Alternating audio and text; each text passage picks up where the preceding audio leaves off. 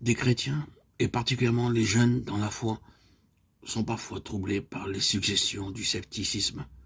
Il y a dans la Bible bien des choses qu'ils ne peuvent expliquer ni même comprendre, et Satan s'en sert pour ébranler leur foi dans les saintes écritures, comme révélation de Dieu.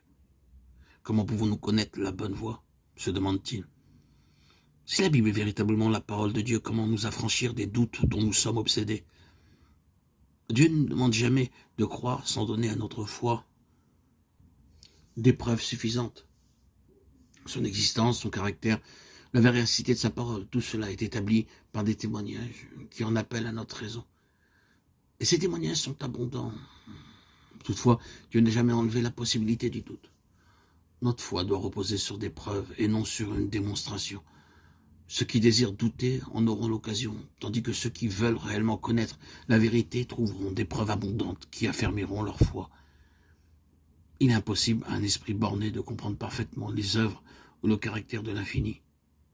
Cet être saint demeurera toujours enveloppé de mystères, même pour les esprits les plus transcendants et les intelligences les plus cultivées. Prétends-tu sonder les pensées de Dieu, parvenir à la connaissance parfaite du Tout-Puissant? Elle est aussi haute que les cieux. Que feras-tu? Plus profonde que le séjour des morts. Que sauras-tu? Job 11, 7, 8. L'apôtre Paul pousse cette exclamation aux profondeurs de la richesse, de la sagesse et de la science de Dieu, que ses jugements sont insondables et ses voies incompréhensibles. Romains 11, 33. Mais quoique les nuages et l'obscurité l'environnent, la justice et l'équité sont la base de son trône. Psaume 97, 2.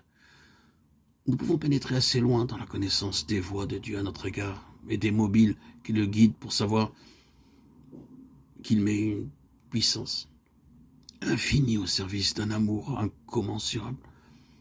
Nous pouvons comprendre de ses desseins tout ce qui nous est utile. Quant au reste, nous devons nous en remettre à une main toute puissante, à un cœur qui n'est qu'amour. Comme le caractère de son auteur, la parole de Dieu nous présente des mystères qui ne pourront jamais être sondés à fond par des êtres bornés. L'entrée du péché dans le monde, l'incarnation de Jésus-Christ, la régénération, la résurrection et plusieurs autres faits présentés dans la Bible sont des mystères trop profonds pour être expliqués ou même saisis pleinement par l'esprit humain. Mais Dieu nous a donné dans les Écritures des preuves suffisantes de leur divinité et nous n'avons nullement lieu de douter de celle-ci parce que nous ne pouvons pas comprendre les mystères de sa providence. Dans le monde matériel, nous sommes constamment entourés de mystères impénétrables. Les plus humbles manifestations de la vie sont un problème que les plus sages philosophes sont incapables d'expliquer. De tous côtés se présentent des merveilles qui surpassent notre intelligence. Faut-il donc être surpris s'il se trouve dans le monde spirituel des mystères insondables? Toute la difficulté se trouve dans la faiblesse et l'étroitesse de l'esprit humain.